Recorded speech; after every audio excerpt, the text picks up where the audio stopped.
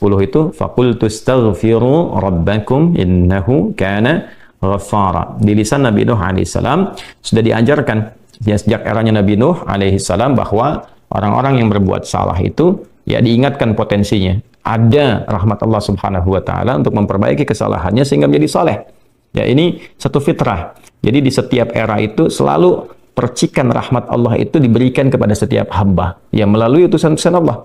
Di era-eranya ada rasul ya, ada nabi, kemudian rasul nabi berhenti ya dengan hadirnya Nabi Muhammad SAW dan wafatnya beliau, selesai era kenabian, selesai era kerasulan, maka semua petunjuk-petunjuk yang telah sempurna itu diteruskan oleh sahabat beliau dari kalangan ulama. Nanti kalangan ulama ini mengajarkan kepada ulama di generasi selanjutnya, di tabi'in, tabi'ut tabi'un, sampai kemudian kepada kita. Ya, ini pakemnya sudah ada. Jadi dalam diri kita ini boleh jadi setiap manusia itu kan tidak ada yang suci ya, kecuali para nabi dan rasul yang memiliki sifat maksum, dijaga dari kesalahan. Boleh jadi saya, Anda, kita berbuat satu kesalahan, tapi rahmat Allah menjadikan kita itu mendapatkan fitrah untuk memperbaiki itu. Nah, ini yang nggak dimiliki oleh setan. Setan itu salah ya salah, kan? Salah ya salah. Jadi ketika dia berusaha untuk mendapatkan rahmat Allah pun dengan taubat itu selalu terhambat dengan kesombongannya, istakbar itu. Ya, satu kali ditawari untuk bisa mendapatkan ampunan pun, ya lalu diberikan satu syarat untuk hormat kepada jasadnya Adam pun, kan, itu tetap kemudian dia abai. Sekali lagi saya ingatkan untuk menekankan bahwa kita ini tercipta sebagai manusia, bukan setan. Ya, sepanjang kita menyadari kita manusia dan berbuat salah, maka aktifkan sinyal taubat itu. Ya, sejak di era sebelumnya, bahkan di era Nabi Adam alaihissalam turun ke muka bumi, kemudian juga berkeluarga, ya risalah-risalah tentang taubat itu selalu kemudian disampaikan. Nah, di era Nabi Nuh alaihissalam, rasul pertama. Jadi kalau Adam itu nabi yang pertama, Nuh alaihissalam rasul yang pertama. Umatnya salah. Maka dengan kasih Allah Subhanahu wa taala diturunkanlah kemudian pengingat. Ya, lewat fitrah kemanusiaan ini, lewat Nabi Nuh alaihissalam disampaikan, faqultu astaghfiru rabbakum innahu kana ghaffara. Ya, maka aku tegaskan kepada kalian, istaghfiru rabbakum, cepat istighfar, cepat balik lagi, ambil kalimat-kalimat ampunan, ambil kalimat-kalimat taubat ya dari Allah Subhanahu wa taala, menggunakan Rabb tuh yang telah menciptamu, merawatmu, menyayangimu, mengingatkan. Jadi Rabb itu ada nilai-nilai rububiyah di dalamnya. Ya, ada sifat-sifat rububiyah. Ya, bukan sekedar mencipta, tapi juga merawat, memberikan perhatian, memberikan kebutuhan. Kalau dalam bahasa bebasnya Allah seakan ingin mengatakan, hei, aku kan yang cipta engkau, ya kan? Engkau berbuat salah, aku berikan kesempatan untuk saleh. Aku kirimkan di kalimat taubat, aku berikan kesempatan untuk memperbaiki diri. Kenapa engkau nggak ambil, ya kan? Ya, indah sekali gitu. Ya, aku ciptakan engkau salah, aku berikan jalan saleh. Kenapa ketika aku berikan jembatan untuk memperbaiki diri, engkau tidak ambil? Maka lewat Nabi Nuh alaihissalam sejak di era kerasulan pertama itu diingatkan sampai nanti puncaknya di era Nabi Muhammad sallallahu alaihi wasallam. Faqultu astaghfiru rabbakum innahu kana ghaffara. Kata Nabi Nuh alaihissalam, aku tegaskan innahu kana ghaffara. Sungguh Allah Subhanahu wa taala itu telah menetapkan pada dirinya bahwa Ia Maha mengampuni seluruh dosa-dosa. Jadi ada ghafir, ya, ada ghaffar, ada ghafur, dan nanti dilekatkan dengan rahim pada puncaknya. Ya. Misalnya di surat Ghafir, di ayat yang ketiga, Ghafirid dzambi wa qabilit taubi, itu menggunakan kata ghafir. Lalu kalau kita jadikan superlatif, ya, dinaikkan lagi tingkatnya menjadi lebih banyak, terus mengampuni dosa, mengampuni lagi, itu dirubah kalimat dari ghafir menjadi ghaffar. Kalau tanpa batas diberikan kemudian sifat yang ketiga yaitu ghafur. Ya, kalau hamba menyimpulkan apakah memang masih diterima, maka Allah turunkan puncaknya berupa sifat rahmatnya, rahim. Qul ya ibadiyalladzina asrafu ala anfusihim la taqnatu min rahmatillah. Innallaha yaghfiru dzunuba jami'a. Quran surah ke-39 ayat 53. Balik ke sini.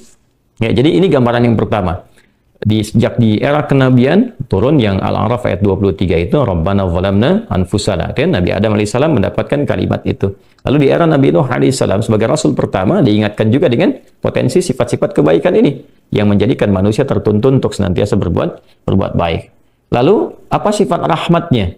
Ya, kalau kita kembalikan ke konstruksi Al-Baqarah ayat 37, tadi kan saya katakan di awal ya, Allah menegaskan seorang yang taubat ingin merubah dirinya dari salah menjadi saleh, bukan sekedar dituntun oleh Allah, tapi juga dipercikan kasih sayang Allah kepadanya. Rahmat Allah diberikan. Ya, kembali ke Quran surah kedua ayat 37 itu, fatalaqqa Adamu min rabbih kalimatin fataba alaihi innahu huwat tawwabur rahim. Jadi bukan tawwab saja, tapi rahim juga. Bukan sekedar Allah terima taubatnya, tapi kasih sayang Allah pun diberikan kepadanya.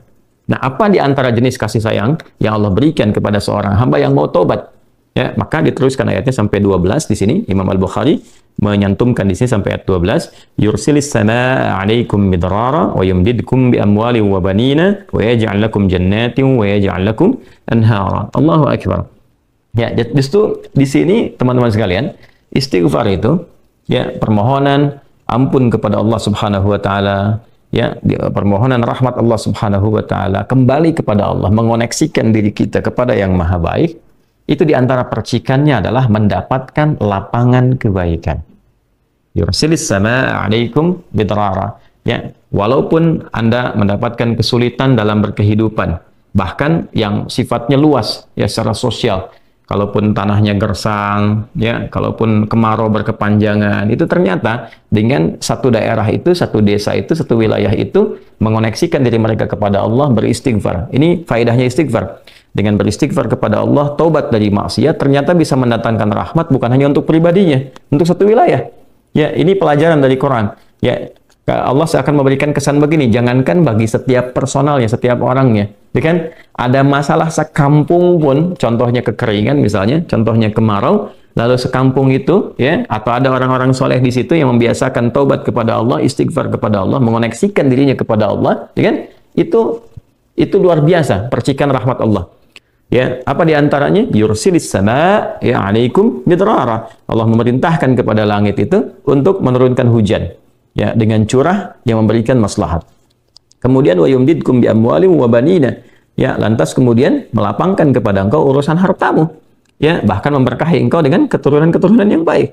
Jadi Masya Allah, ya, orang tua yang rajin istighfar, suami yang rajin istighfar, itu ternyata bukan sekedar menjadikan ia mendapatkan penerimaan taubat. Dia berhenti dari perbuatan maksiat, usaha-usaha yang tidak baik, dagang yang tidak benar, itu kan perbuatan curang, ya, perbuatan menipu, perbuatan-perbuatan yang tidak elok, korupsi, jauhi potensi itu.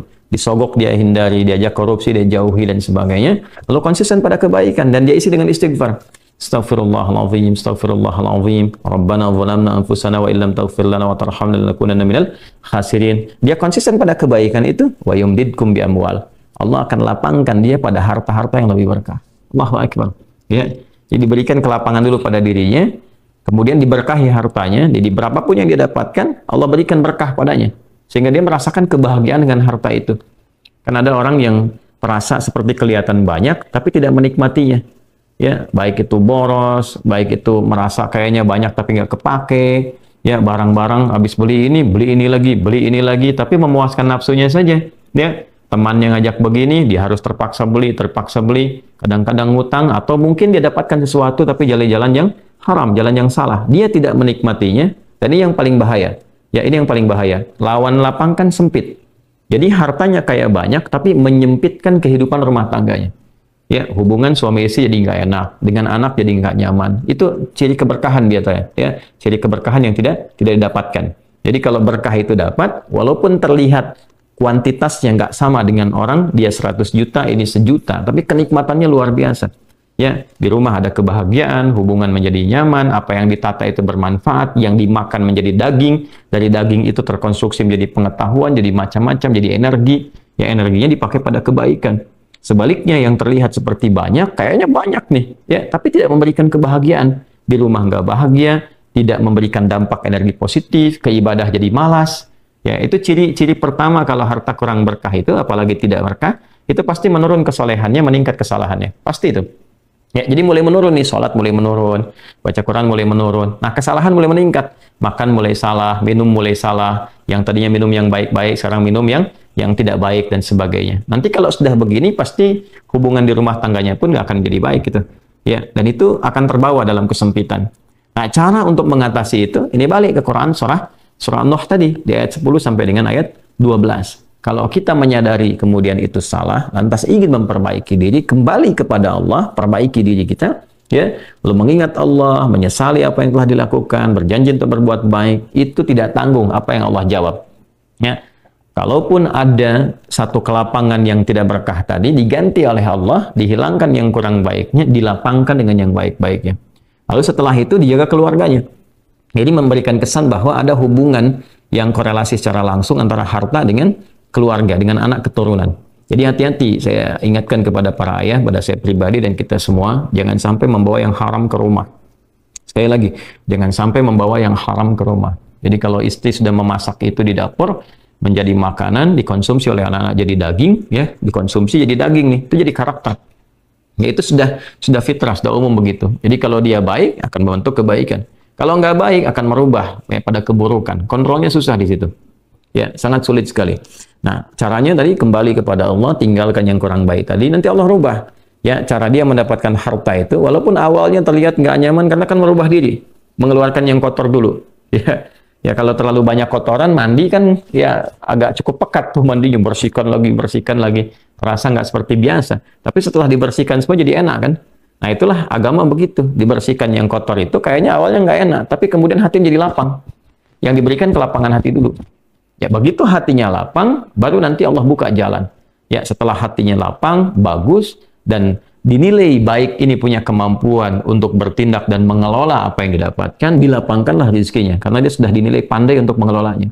Setelah itu diperbaiki keturunannya. Ya. Wa banina wa yaj'al lakum jannatin wa yaj'al lakum anhara. Bahkan setelah itu dibikin kaya lebih dari sebelumnya. Ya asetnya ditambah lagi, diberikan kenikmatan hidup, ya sampai dijaga hingga kembali kepada Allah Subhanahu wa taala. Itu faidah istighfar. Jadi kalau kita biasakan bertekad, berniat memperbaiki diri dari yang salah menjadi baik, itu Allah sudah berikan motivasi. Aku bukan hanya terima taubatmu, tapi aku rubah keadaan hidupmu lebih istimewa, lebih mahal nilainya dibandingkan dengan keadaan sebelumnya yang terlihat seperti fata morgana.